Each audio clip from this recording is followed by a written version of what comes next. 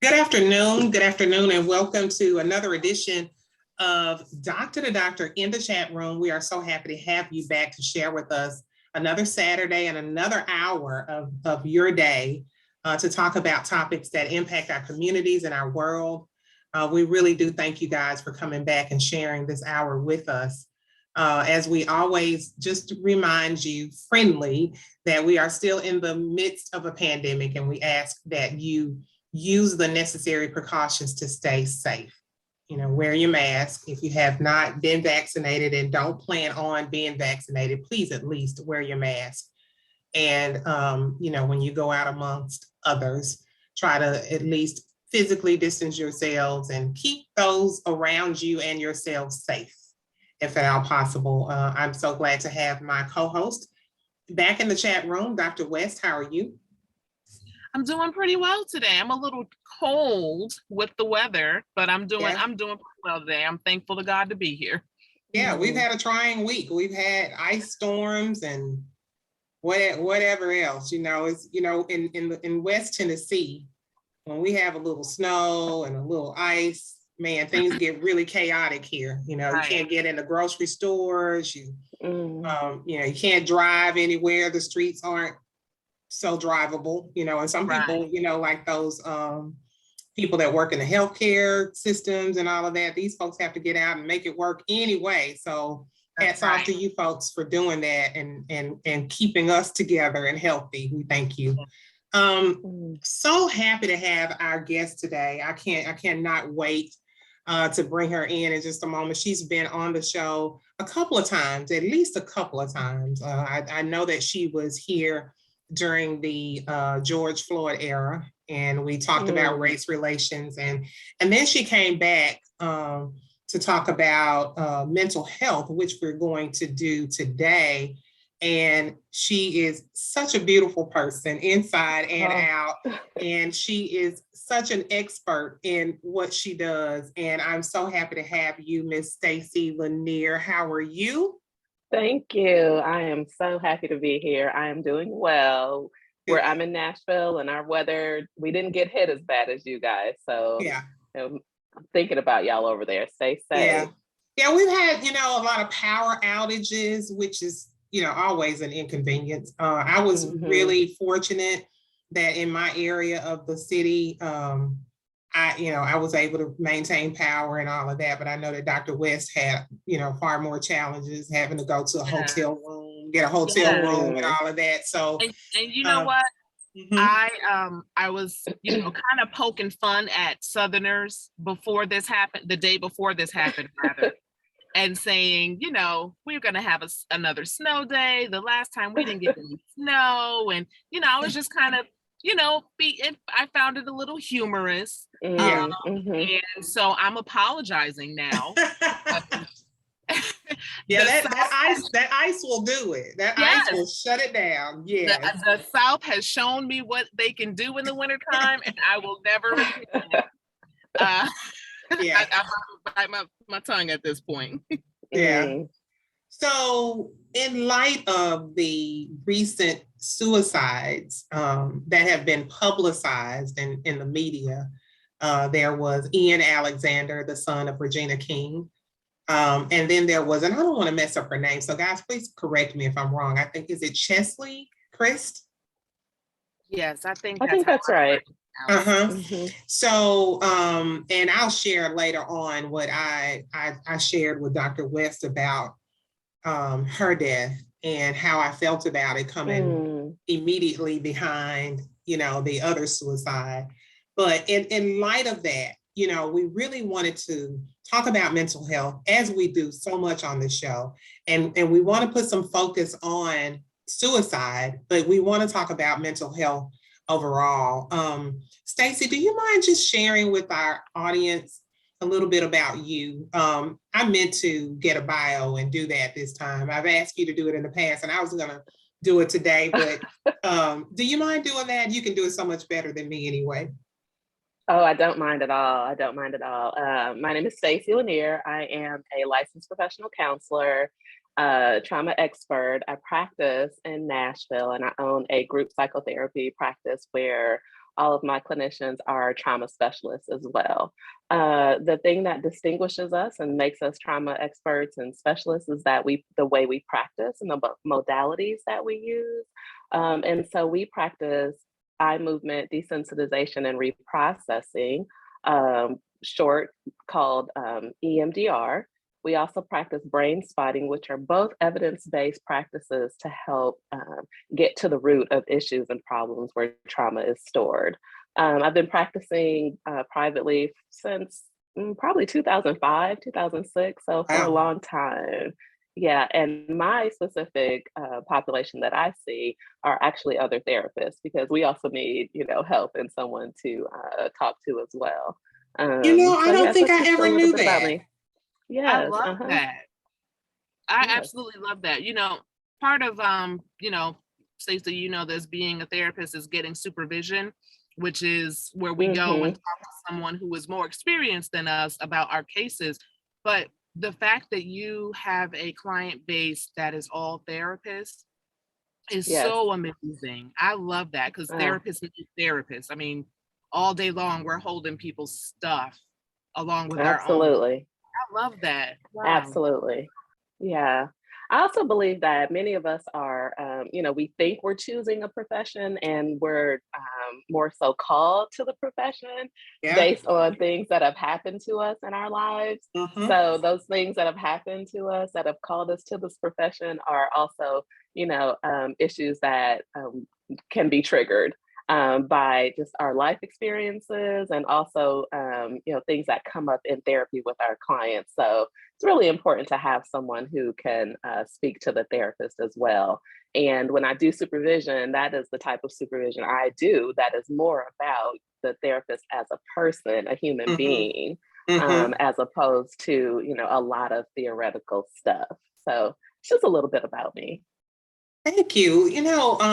Something you said, being basically recalled, right, to these professions that we have. Dr. West and I were talking very recently about, there's a topic that we talk about quite a bit, and some things that she's gone through personally. And we talked about, we should write a book. We've talked about, we should really kind of hone in on this area, because we've had so much experience, right, in our lives, and we know the things that people are probably going through, and they don't know like what to do, right? Yes. Like life would just have it sometimes that you just by default become an expert. Yes. Right? It's just crazy. Yes. Absolutely. So yes, absolutely. Back to the suicides, these suicides that have been publicized. I just read an article about Miss Chris, where her mom was saying that she was dealing with high level depression. Sure. And she was saying, and she didn't even share that with her closest confidant, which was me. Right? There's a lot of talk in the media about how close Regina King and her son Ian were, right? Yet they didn't know. Yeah. Okay. How might you know if someone is suicidal? Sure. Yeah, good question. I don't think that it's something that happens spontaneously when people are dealing with depression. People who are suicidal, who have suicidal thoughts, most likely have depression. And that is something that, occurs and happens over time. And sometimes we get accustomed to that person being in that state. And so we don't necessarily hone in on how serious it is, and maybe sort of a little bit blind to how, when the symptoms begin to exacerbate. And so some ways that we can tell if a person is suicidal. Well, number one, if they're pulling away, if they're seeming to isolate themselves, if they are unmotivated, or you notice a change in their motivation, a change in their interactions with people, with you, those are signs, right? To take the next step, to ask questions, to dig deeper, and just to check in and see how they're doing. So some of those changes can be really small and subtle. And also with people who you're close to, you may not necessarily notice as much because you're kind of accustomed to that state for them. Does that make sense? Absolutely. Okay, okay.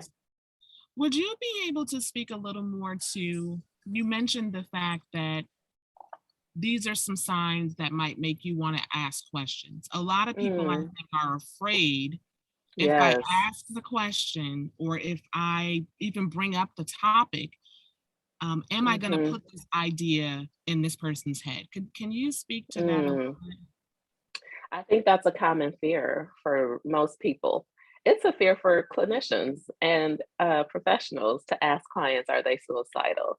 So to ask your grandmother, your aunt, your uncle, your cousin, your friend, to ask those specific questions or to broach the topic, that can be terrifying for people. It makes complete sense. This is something that no one is really comfortable talking about. No one is really comfortable addressing. And yet that is what's necessary. I guarantee that to ask someone if they're having suicidal thoughts or if they feel like killing themselves or hurting themselves, this is something that they've been struggling with all along, right? If that is the case, in fact, that it doesn't plant seeds, that it actually helps to expose those thoughts in a good way, so that it helps to kind of take some of the weight off the person who could be carrying it. So it really kind of serves as in the opposite manner, right? As opposed to planting the seeds, it actually sheds light on it to help them kind of process, the actual thoughts. And it actually helps people feel seen and heard. Because if this is something deep and dark that they've been carrying and shouldering for a long time, it gives them permission to actually speak it out loud. And so, yes, it is completely terrifying to ask those questions, and that is completely normal and understandable. And yet, those questions directly, right? To ask those questions directly, to use those words, are you thinking about killing yourself? Are you thinking about suicide? Are very necessary so that we get the answers and get to what's happening for that person and the people we love. If you do ask the questions, okay, and you get an answer, I have a twofold question kind of. So what if you're not really sure what to make of the answer, okay? And then what if the answer is just outright yes, I have been thinking about hurting myself. What would the next steps be? Yeah, if the answer is yes, we have a number of resources available to help. We can call the National Suicide Hotline, and I can give that number a little bit later or right here. now. That number is 800-273-TALK. It's 800-273-8255.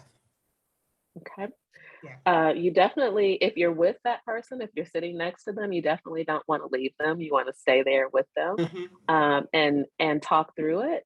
But I would definitely immediately make the phone call to the National Suicide Hotline or even 911 with their permission. You want to get their permission to do that as well. Your first question was, what was your first question? What if whatever they say, you're really not sure what to make of their answer? Like, maybe they don't really say yes. Maybe they don't really say no. You know how people can really try and you're like, I'm really not sure what that meant. How do you dig deeper? You know what I mean? Like, how do you handle absolutely. that? I mean, I love that question, right? What you just said is, what does that mean exactly when you say that, right? Yeah. To ask them. You definitely want to dig deeper. If you're not satisfied with the answer, you're asking because you are concerned about their well-being. So you want to ask as many questions to get to the place where you feel like they're safe and they're comfortable. So just like you said, what do you mean by that? Tell me more about what that meant for you. Just get right? clarity. And so gain some clarity. Absolutely. Yes. Mhm. I don't know how close we are to a break, but I wanted to ask, is suicide something that's really impulsive? Because people Mhm. people talk about, oh, these were his last tweets, and the last time we talked, this was the last thing she said. Like, Mhm. I mean, back to what you were saying earlier, like if that's somebody that's normally or regularly in your space or in your life, and you may be things that are so subtle, right, that you don't even, Mm. it doesn't just highlight anything for you. Um, Sure. do you think that when we look back at the tweets or what the last conversation was, that these were signs, or Mm. was it just an impulsive type of act? Mm. The research doesn't support it being in an Impulsive. impulsive act. Mhm, No, the research supports that there's a history of depression, mhm, either major depressive disorder, which means that they've actually attempted suicide before, or mhm. that they have a functioning level of depression that is a lot more difficult to identify Yeah. for loved ones. So the Mhm, research doesn't support that it's something that kind of is a hair trigger, that this is kind of a long-standing condition and issue that they've been struggling with for a mhm, little while. mhm. What are some of the most common ways that people commit suicide? And Mm, maybe we can talk about that when we come back from yeah, break. Somebody's kind of yes, telling us that we're up on a break. So guys, sure, we are yes. here with Ms. Stacy Lanier. We are talking about mental health. We're talking about suicide, focusing a little bit on suicide, and we will be right back on 94.7 FM in a moment. And we are still here in the chat room with Ms. Stacy Lanier and Dr. Nicole West. We are talking suicide and mental health. Stacy, talk about some common ways that people commit suicide. What are some of the things we see most? Mm-hmm. I think some of the common ways are, and it's different for males and females. The Okay. most common for males is by gunshot. And so, that's one risk factor. When you think about, risk factors, is access and the means to actually carry out their plan. So any type of access to guns, lethal weapons, right, increases the risk factor for people who are depressed and suicidal. Mhm. Um, for girls, I think a top way to commit suicide is via pills, and so the access to that, right? We have more access to Yeah. psychotropics, Mhm. a different type of pills in our homes. So that's the top way for girls. The Miss USA, committing completing suicide by jumping from her building. That's not common. That is Mhm. really uncommon. So it does fall outside the lines of normalcy. When you see people running out in front of cars, those are extreme measures, and less people are less prone to do those types of acts. But of course, obviously, they do happen. But yeah, gunshot wounds and overdoses are the top two means for suicide, completion of Do suicide. we know what Ian Alexander's means of suicide was? Has anybody? I I haven't I have heard. not heard. I haven't Mm-mm. either. But I think that brings up a great point of if you do have a family member who is living in your household that has struggled with depression and maybe have had Mm, suicidal thoughts or attempts before, then it's good to know so that you can proactively prepare your space so that they don't have access to mm, those things. Locking up your absolutely. medication and making sure the guns are, in a safe that they don't have access to. Um, Yes. kind of taking those proactive measures to keep people safe. Absolutely, absolutely. And that goes to, helping to plan, right? And being intentional around it and not turning a blind eye to it. So again, when we see certain things, right, that lend us to that thought, perhaps that person is in trouble, perhaps our loved one is thinking about suicide, on top of having the conversation, then those are some actions that we can take to keep the environment safe and to keep the loved ones safe. So yes, locking up the guns, at knives sometimes if you have to, as well as locking away the medicine so that they don't have the access to it. It's really important. Those are really important protective steps. Yeah. So that prompts a question for me, like, who's at greatest risk for committing suicide? Is there Mm-hmm. research around that? There's new research coming out, and I read recently that since the pandemic for Black people, that our rates of suicide have doubled, and tragic, as well as suicide for our younger populations between the ages of 10 and 14, that those rates have also doubled as well. Suicide rates for Black girls is increasing. Wow. So our community is in dire need for intervention. Yeah, so I saw some statistics from the World Health Organization, Mm-hmm. and these statistics are from 2021 Okay. and June of 2021, in fact. And the key facts are more than 700,000 people die due to suicide every year. For every suicide, there are many more people who attempt suicide. Maybe a prior suicide attempt is the single most important risk factor for suicide in the general population. Mm-hmm. Suicide is the fourth leading cause of death among 15 to 19-year-olds. 77% of global suicides occur in low and middle income countries. They said that ingestion of pesticides, hangings, firearms, they are the most common methods of suicide globally. Mm-hmm. So they were saying that suicide does not just occur in high income countries, but it's a global phenomenon in all regions of the world. And again, 77% of global suicides occurred in lower and middle income families. And they said that every year, at least like 703,000 people take their own lives. Mm-hmm. And I just think that is just astounding numbers. Those numbers are just like, really? Yeah. And I wonder, just in the midst of COVID, how much worse it is.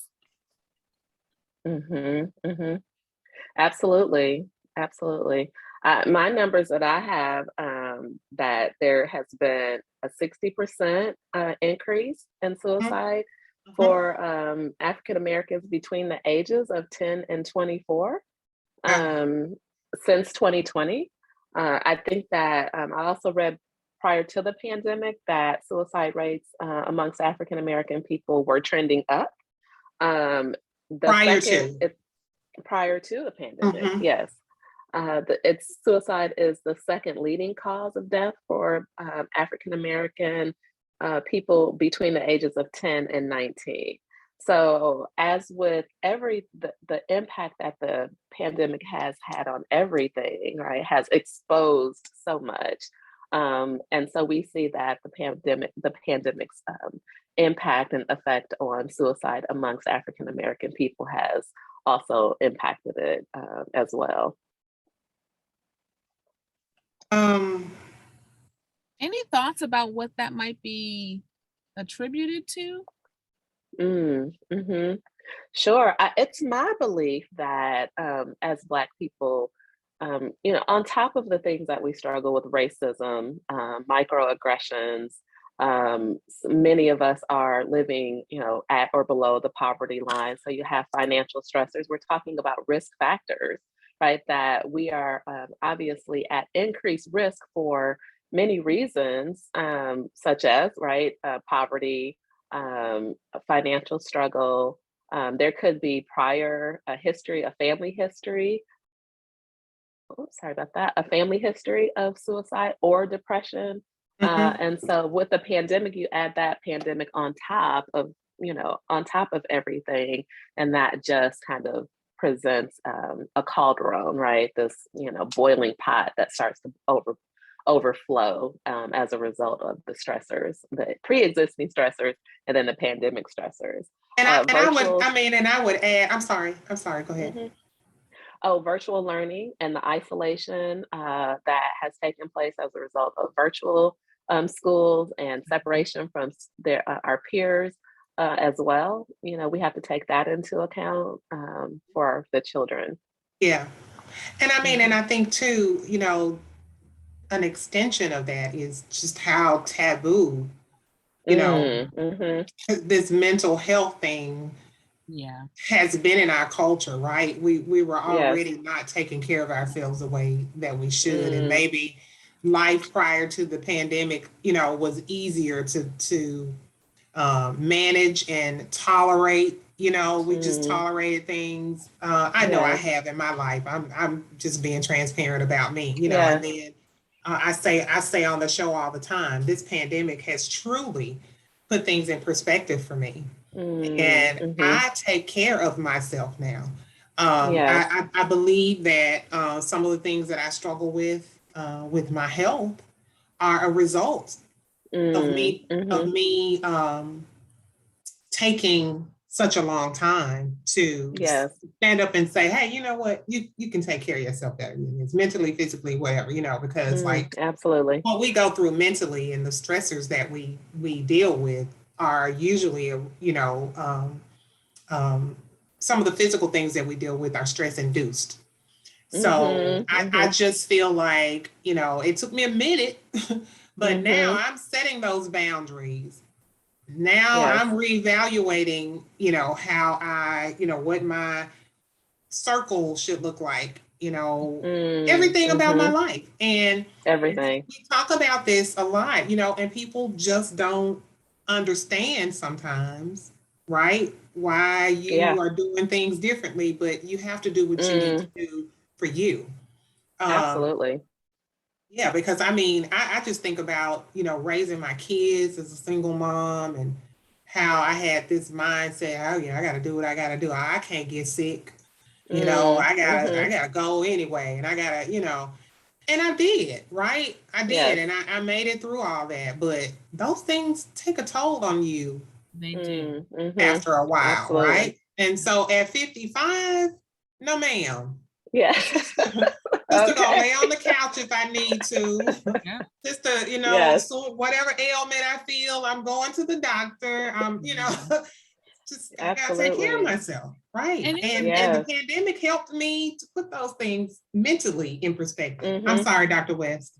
No, I was just gonna say, isn't it so important that we, get that message out to people who, maybe a single mom or a single dad or an older sibling that's taking care of younger siblings.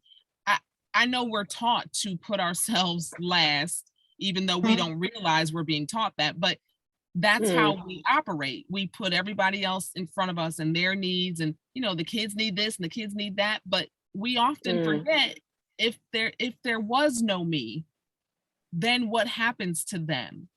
Like if I had my therapist told me once, gave me this analogy about, when you're on the plane, they tell you, you get your oxygen mask on first.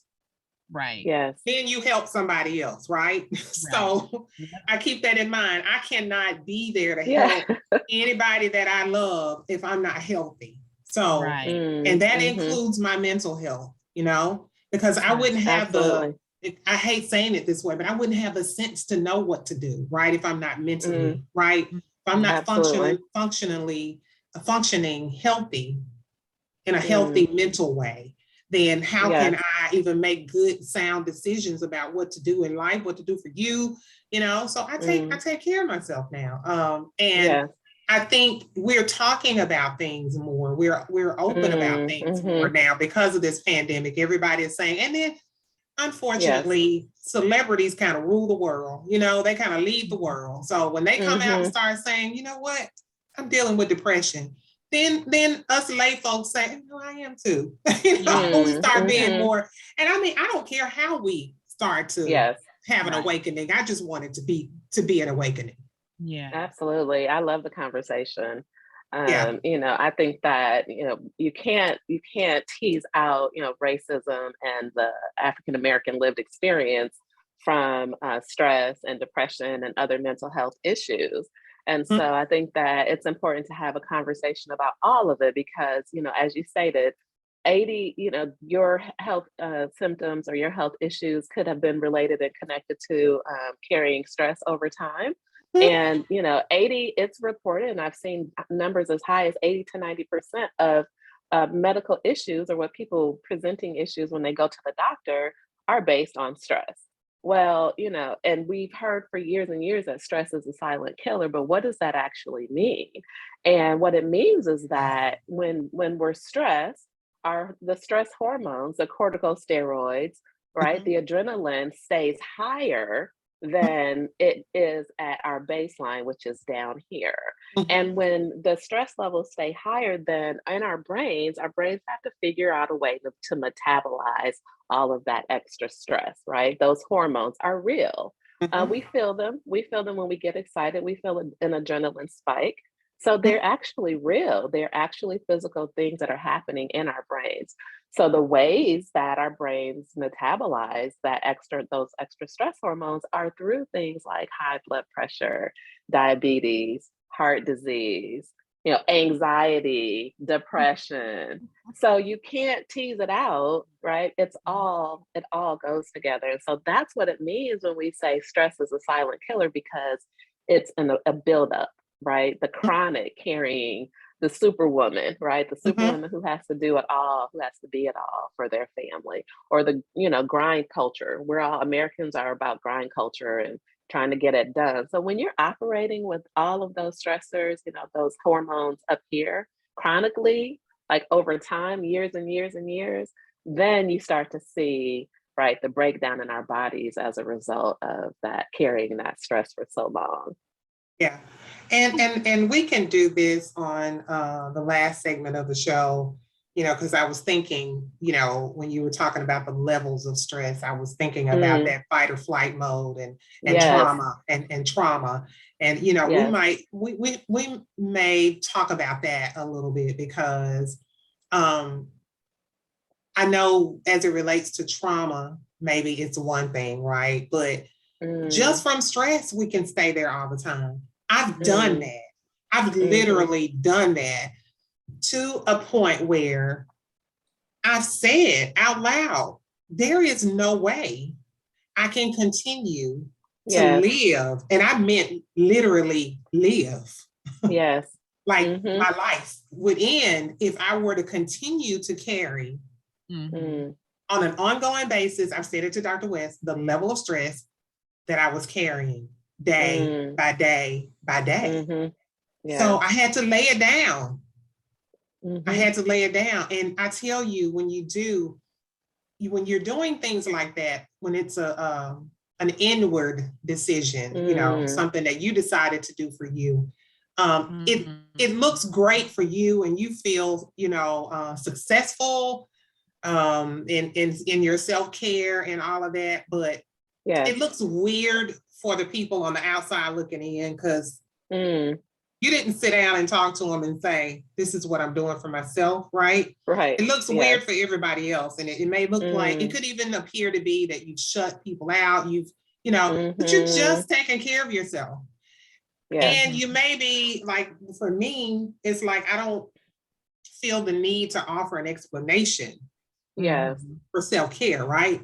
I'm just Absolutely. doing what I need to do for myself. It'd be stressful for me to have to sit down and explain it to everybody. Mm-hmm. But I tell you what, if you're in my space, you're going to get the best part of Rhonda, because she Yes. has finally come to terms with how important it is to just be a holistically healthy individual. All of my beings, my spiritual being, I work on that. I'm intentional. I'm as intentional or more intentional about that as I am anything, right? It kind of helps the other things to kind of come together and fall in place for me. Yeah. Absolutely. Absolutely. I think that is radical in and of itself. And taking care of ourselves first is radical. And so I think that does impact people who are used to you presenting and being a certain way. Yeah. And so they, may look at you side eye like, who are you and why are you doing this? Because it is so radical. It's such a change, right? From carrying your family, your friends on your back. Yeah. And we do have to be, go ahead. Yeah, it can feel selfish. And yeah, absolutely. And when we say I'm just taking care of myself, kind of minimizes it because it's such a major act and a change, right? So we do have to, then people have to learn a new way to treat us and to interact with us, which is fine. Yes. Which is fine because change and growth, happens over time. And we're happy to teach the people who want to stay around for it. And if folks fall off, so be it. If that's what's so best be for it. us. Well, you said it best, girl. We will talk more with Miss Stacy Lanier when we come back from break. We'll be back on 94.7 FM. Welcome back. We are still here on Dr. in the chat room with Miss Stacy Lanier, Dr. West. We've been talking about suicide. I want us to talk a little bit about trauma. I know that is your area of expertise, and we want to talk about that a little bit. But just before we move from the topic of suicide, maybe you can tell us a little bit about maybe why some people become suicidal and others with similar risk factors don't. What a great question. I do believe that we have things called risk factors and protective factors, right? That happen to us in our lives. And we have to look at both of them when we're considering why someone would be more prone to depression or suicide. And it's the protective factors that do just that. They kind of wrap us, right, in this cocoon, right? So that the things these trauma may happen or may have happened, but because we have this protection, then they don't impact us as much. And some of the protective factors look like, all of our basic needs are met, food, clothing, shelter, and have been met over our lifespan.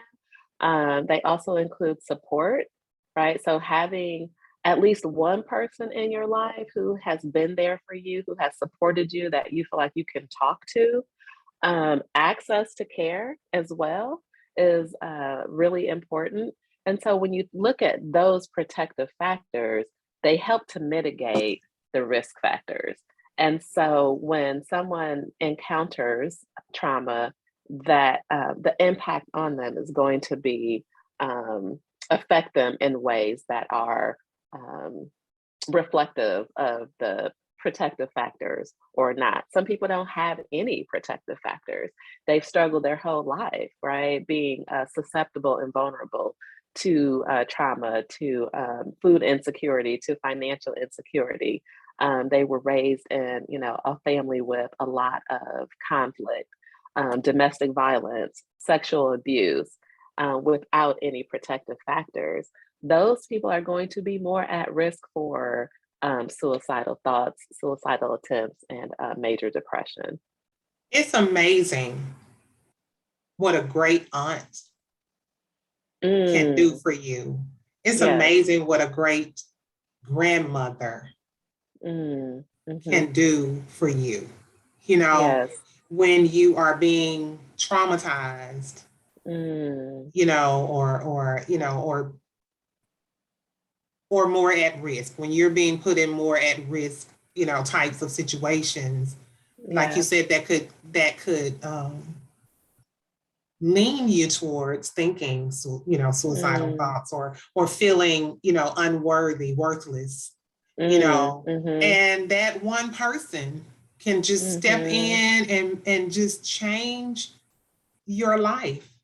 Yeah. And, I'm sure kids don't even know it's happening, right? It's just organically happening for them, and they don't even realize it. But you become an adult, and you look back, and you're like, man, thank God for my grandmother, my grandfather, my aunt, my uncle, or whoever it was that maybe wasn't around a whole lot, but just may have said that one thing, or may have just shown you love that one time to help you understand that, oh, I can, I can feel good about myself. Yeah, it's amazing. Absolutely. And those are what those protective factors, that's what they look like. You may not necessarily get it from who you should have gotten it from. Sure. My grandmother used to have this thing. She used to say, according to the law of average. Okay. According to the law of average, a parent dies before a child. According to the law of average, this, and that, so according to the law of average, you get these things from the people you're supposed to get them from, but there are these rare cases where you don't necessarily, but it's amazing what that outside influence can have on a life. Yeah. Absolutely. Yeah, people like teacher. Yes. What, say that again, Dr. West? I was saying, and even if it's not somebody in your family who you have, it may have been a teacher that showed. Oh, yes. Showed you what you could do, or told you what you could do that you had never heard before, or a coach, or someone at church. Yes. Just that one person. So talk about what you think, before we move into trauma, talk about how you see healthcare providers and, playing a stronger, a bigger role in the prevention of suicide. Well, I think it starts first with, the providers, the healthcare providers, taking care of themselves first. And, right now, medical professionals, behavioral health professionals are inundated, right, with clients, with patients, and are in a challenge themselves. We have medical providers and behavioral health providers who are at risk for suicide, right? Again, because of the prolonged stress that they've been under. So first and foremost, we need to take care of ourselves. They need to take care of themselves, mentally, physically, spiritually, financially, of course, so that then they can continue to be aware, right, and of the risk factors for their clients. So, when we're taking care of ourselves, and the blinders, right, aren't as prominent, right? The blinders, I kind of think of them as like our peripheral, right? We can see things in our peripheral vision that allow us to ask our clients and our patients more questions and to delve into what's going on for them. But again, not being afraid as a medical professional to ask those questions. How are you? How are you doing today? When my son was in quarantine in college with COVID exposure, each day a nurse would knock on the door and ask him, how are you doing? How is your mental health? Specifically, not just how are you doing, but how is your mental health today? Right. Wow. And she would give him a scale, simple scale, 1 through 7. Give me rate your mental health today on a scale of 1 to 7. Right. So if it's under a certain number, if it noticed a change, then she would go further. But to simply address it head on, for our medical professionals to prioritize it, make it important with their patients, and ask specific, pointed questions directly about their patient's mental health, I think is paramount. Yeah. And I was sharing off air with you guys about, and I don't know if I may have said it on the show, earlier, like, when I've gone to the doctor recently, I have to do this little questionnaire about, how do you feel? Have you felt any depression? rated on a scale of 1 to 10, you know, how depressed you are.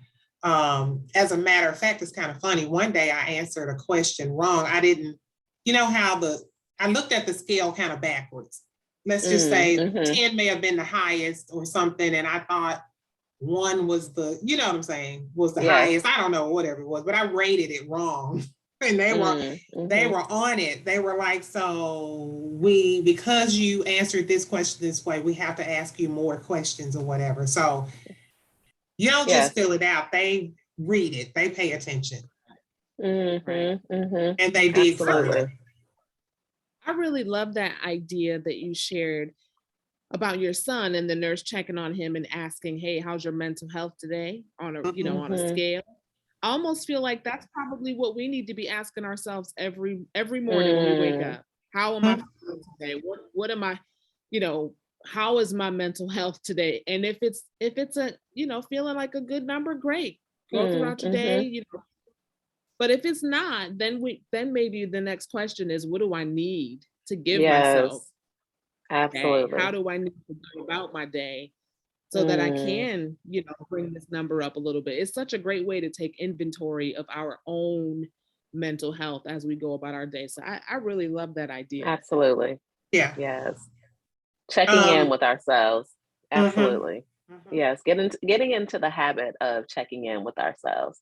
How am I feeling? Right. What is this emotion that I'm noticing? You know, what's going on in my body? What do I feel? Because all of our feelings are connected to our bodies. You know, emotions are the bodily sensations that reflect feelings. Feelings and emotions are two different things, right? But they're interrelated. And the difference is what we're experiencing in our bodies as a result of the feelings that we have. The emotions and feelings, yeah. So, let's talk about trauma, because we have about 8 minutes left. Let's talk about what it is, you know, and how it's affecting, you know, different populations and how we address it. You know, just what it looks like. That's your area of expertise, and I really think it's so relevant. You know, it is so relevant as we talk about mental health, as we talk about suicide. Even it's so relevant. Absolutely. Well, I think that oftentimes suicide can be, you know, and depression, major depression can be rooted in trauma, right? So they're not, you know, mutually exclusive. They're interrelated. But I like the definition of trauma is that anything that happens to us that overwhelms our brain's ability to cope. And so that I hope that definition broadens, right, the way we look at it and our perspectives. Oftentimes when we hear the word trauma, we think, you know, war veterans or, you know, a major car accident or child abuse. Yes, those things are trauma. They used to be called big T traumas. And then you also have the things that we used to call little T traumas, which are, you know, a marriage that is high in conflict. Over time, right, being in that highly stressful situation leads us into a fight, flight, or freeze response. And that's kind of how we live our lives from that perspective with the elevated stress. So trauma, it can be anything that overwhelms us and keeps us, right, in that state of fight, flight, or freeze. Oftentimes let's just say you're driving on the expressway and someone slams on their brakes. Well, you're going to slam on your brakes as a hair trigger response, right? You're not going to think about it. That's not trauma, but your brain does kick into action. The adrenaline kicks in and it stops, right? And then it goes back down, right? You might feel jittery, you might feel tense for a little while. Yeah, but eventually it subsides. Well, trauma, something happens and it kicks up those same hormones and it keeps them there, right? And so let's just say in that same example, you actually run into the back of the car and someone gets injured, right? It's not the thing that actually happens, right? It's not the accident. It's what we come to believe about ourselves as a result of the thing that happened to us. Wow. Yes. So if we run into the back of a car, someone gets injured, you know, you may think, oh my God, I'm going to die, right? I'm gonna die. And you know, that extreme belief sticks with you, right? Until you do something about it. And so then your brain starts to form this belief that you're unsafe. And so then you proceed for your days, right? After weeks, months, years afterwards, with this belief, I'm gonna die, right? Kind of playing on loop in the back of your mind. That's trauma, right? And then the fight, flight, or freeze response is happening at the same time because you're in a state of high alert. You want to keep yourself safe. You could be safe, but that tape is playing. I'm gonna die. I'm gonna die. I'm not safe. I'm not safe. I'm not safe. That's trauma. And That's trauma. so that's the reason I think that's such a great example or analogy, right? And so that's the reason we say, we don't look at that person and go, like, what's wrong with them, right? It's like, what happened to them? It's Mhm. what What happened. happened? Yes, absolutely. Absolutely. What happened? And so, as a result of what happened, then we start to live our lives and direct our lives in that way. And we don't even know it. It's happening subconsciously. And so to continue with the car example, if the case, let's see. So I drive, what kind of car do you drive, Rhonda? I'm waiting on Dr. West to. I was gonna say, Okay. you mean cars. Okay, Dr. That's West, not what what I kind thought was coming. Okay. But I have a fast car. I have a you have Vet. okay. Well, okay. How often do you see that car on the road when you're driving it, when you're out and about? You know what? I think that I drive one, I see more than I feel like I used to see, but not as much as I do, other cars. I don't see it that often. Yeah. What we are familiar with is what our brain finds out in, our I get yeah. it. What we You are tricked familiar with. me. Yes. So I drive a Toyota Highlander. I see them everywhere. I'm like, oh, everybody drives a Highlander. No, they don't. That's just what I'm familiar with. So if I believe that I'm not safe, when I look out and I scan the horizon, that's what I'm going to find because that's what I'm familiar with. Right. Hmm. And so when you think about self-sabotaging, right, if I don't feel safe, okay, I may put myself Sorry, look, the in radio audience is probably like, what's going on? She's laughing at my expressions because, I couldn't hide my expressions if I was paid I couldn't become a millionaire to do it. we may put ourselves unconsciously in positions and situations that are unsafe for us because that's what we really believe. And then we say, well, how did I get here again? Right? Mm. There are patterns that we find ourselves in. How did I Oh, end up yeah. in this position? It's because, again, that tape is playing in the background. I'm not safe. I'm not safe. I'm not safe. So we And so began to go ahead. you just reminded me of something. So is that the way Just one that, thing? yeah, well, right. One of the things you reminded me of is that in the same way that we might say, how did I end up in this type of relationship? Yes. Then? Yes, Yeah. absolutely. Yes. Oftentimes we date the same person, they just have a different face. Yeah. And it's because Trauma can feel like an epidemic almost. yes, absolutely. And so it is stored in our brain, and it is stored in the place in our brain that is from our what where we were first formed, right? So the first part of our brain that develops is our brain stem. It's the part of our brain that's responsible for the things that we don't think about: our breathing, our digestion, our heart rate, our blood pressure. That's where trauma is stored in our bodies. That's why we can feel it, right? That's why our bodies respond to it. And it's a root. And so in trauma therapy, we can get to that root, right? We can basically just kind of dig it out and heal that place in our brain so that then we can start to replace, right? And replace and form new pathways in our brains that are more healthy. When trauma happens, it's a block, right? It prevents us from growing. It prevents the healthy pieces from flowering, right, from flourishing, because the block is there. And so in trauma therapy, we can unblock it so that we can form new neural pathways in our brains that are more healthy. Wow. Dr. West. I was just gonna say, I just am, I love that we're talking about it, because we, especially in our community, we just, Yes. you know, we are always, and my grandmother always said, you know, we're gonna pray this out. And we can do that as well, but therapy Absolutely. is, you know, therapy is important also. Yeah, I just want us, you know, as a people, I almost said as a culture, but I'm going to say as a people, Yes. to acknowledge it, right? Let's not, you know, sweep it underneath the rug. Let's acknowledge it, right? And let's get help, because, you know, I don't know. I talked to this lady once on the show about generational curses, and, you know, she was saying, you know, she didn't necessarily believe, and I know I won't do justice to what she said, that it's a generational curse, right?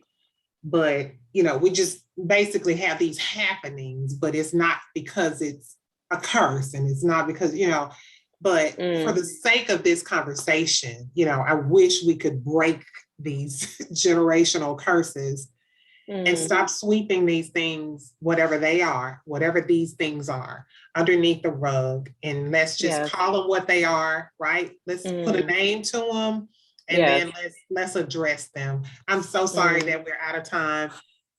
I hope we are. I hope that you will come back and talk with us. This hour goes really, really quickly. It was. Yes.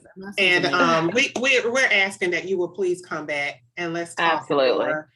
And we thank you for the work that you do. We appreciate you for the work that you do. And we thank you guys for coming back, and we ask that you do it again next Saturday, same chat channel, same chat time. We will see you guys then on 94.7 FM.